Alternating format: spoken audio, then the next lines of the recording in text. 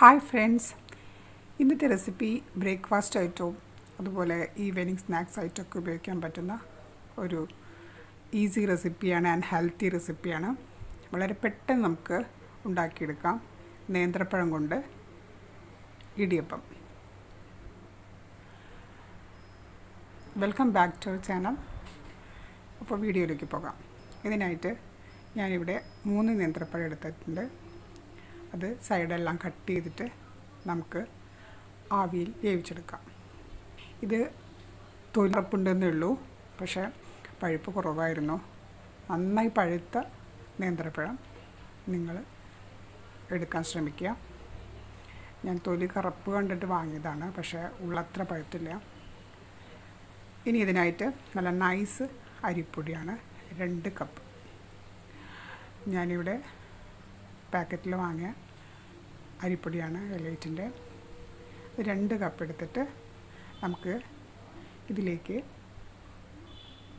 ആവശ്യത്തിനുള്ള ഉപ്പിട്ട് കൊടുക്കാം. എന്നിട്ട് നല്ല വെട്ടി തിളച്ച വെള്ളം കൊണ്ട് വേണം നമുക്കിത് കുഴച്ചെടുക്കാം. അപ്പോഴേക്കും നമ്മുടെ ആവിയിൽ വേവിച്ച നേന്ത്രപ്പഴം തണുത്തതിന് ശേഷം നമ്മുടെ ഒരു മിക്സിയുടെ ജാറിൽ നന്നായിട്ട് ഫൈനായിട്ട് അരച്ചെടുക്കാം. ഇളം ചൂടോടുകൂടി തന്നെ അരച്ചെടുത്തിട്ട് അതും കൂടിയാണ് നമ്മളിത് കുഴച്ചെടുക്കേണ്ടത്. അതാണ് ഇതിൻ്റെ സ്പെഷ്യാലിറ്റി. നമ്മൾ ഇടിയപ്പം നേന്ത്രപ്പഴം കൂടി ചേർത്ത് ഉണ്ടാക്കുമ്പോൾ നല്ല കളർഫുള്ളായിട്ട് നല്ല യെല്ലോയിഷ് ആയിട്ട് നമുക്ക് കിട്ടും. മാത്രമല്ല, നേന്ത്രപ്പഴമൊക്കെ കഴിക്കാത്ത കുട്ടികൾക്കുണ്ടെങ്കിൽ നമുക്ക് ഈ പഴം ഇതുപോലെ ആഡ് ചെയ്തിട്ട് ഉണ്ടാക്കി കൊടുക്കാം. വെറും കറികളൊന്നും ഇല്ലെങ്കിൽ തന്നെ നമുക്കിത് കഴിക്കാൻ നല്ല രസമാണ് കേട്ടോ. പ്രത്യേകിച്ചും കുട്ടികൾക്ക് ഹെൽത്തി ആയിട്ടിരിക്കാൻ നേന്ത്രപ്പഴമൊക്കെ പുഴുങ്ങി കഴിക്കാൻ നല്ലതാണ്. കുട്ടികളധികം കഴിക്കാത്ത കുട്ടികളുണ്ടെങ്കിൽ അവർക്ക് ഇതുപോലെ റെസിപ്പിയാക്കി കൊടുക്കാം. ഇതുപോലെ നന്നായിട്ട് അരച്ചെടുത്ത 3 നേന്ത്രപ്പഴം ഇത്രയുണ്ട്, 1 കപ്പോളമുണ്ട്. അതും കൂടി മിക്സ് ചെയ്തിട്ട് വേണം നമുക്ക് കുഴയ്ക്കാനായിട്ട്. ചൂടുവെള്ളം അതിനനുസരിച്ച് ഒഴിക്കുമ്പോൾ ശ്രദ്ധിക്കണം, ലൂസായി പോകരുത്. അങ്ങനെ യെല്ലോ കളറിൽ ഉള്ള ഇടിയപ്പം മാവ്. ഇനി നമുക്ക് സാധാരണ ഇടിയപ്പം ഉണ്ടാക്കുന്ന പോലെ ഇടിയപ്പത്തിൻ്റെ പാത്രത്തിലിട്ട് നമുക്ക് ഉണ്ടാക്കാം. പക്ഷെ ഞാനിവിടെ ഇലയിലാണ് ഉണ്ടാക്കുന്നത്. അപ്പോൾ നമുക്ക് ഒന്നുകൂടി ഒരു ടേസ്റ്റി ആയിരിക്കും. കാരണം ആ ഇല വാടുന്ന ഒരു സ്മെല്ലും പിന്നെ നേന്ത്രപ്പഴം എല്ലാം കൂടി ചേർന്നുള്ള ഇടിയപ്പം വളരെ നന്നായിരിക്കും. ഞാനിവിടെ ബ്രേക്ക്ഫാസ്റ്റാണ് തയ്യാറാക്കിയത്. നിങ്ങൾക്ക് കുട്ടികളൊക്കെ സ്കൂളിട്ട് വരുമ്പോൾ ഇതുപോലെ ഉണ്ടാക്കിയിട്ട് കൊടുത്തു കഴിഞ്ഞാൽ വേറെ കറിയൊന്നും ഇല്ലെങ്കിലും നല്ല ചായയുടെ കൂടെ കഴിച്ചോളും.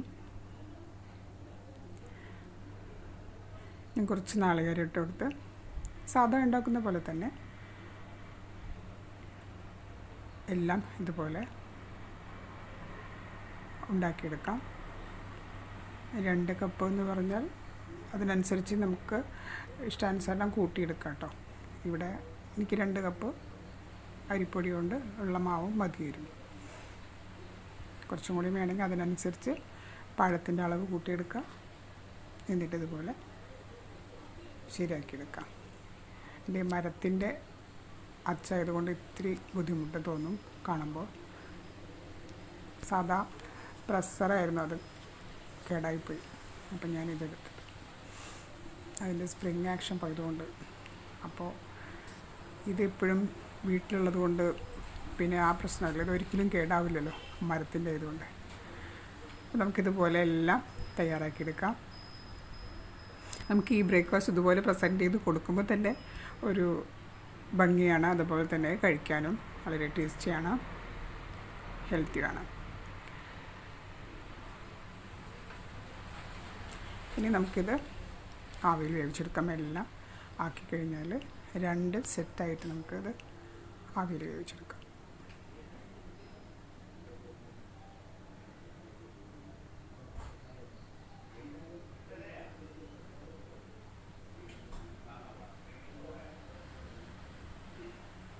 നേന്ത്രപ്പഴത്തിൻ്റെ അളവ് കൂട്ടിയതോട് കുഴപ്പമൊന്നും വരില്ല.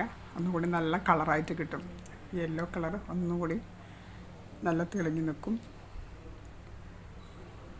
കാണാനും ഒരു ഭംഗിയാണ്, കഴിക്കാനും ടേസ്റ്റിയാണ്. നല്ലൊരു സ്വീറ്റായിട്ടുള്ള ഇടിയപ്പമായിരിക്കും.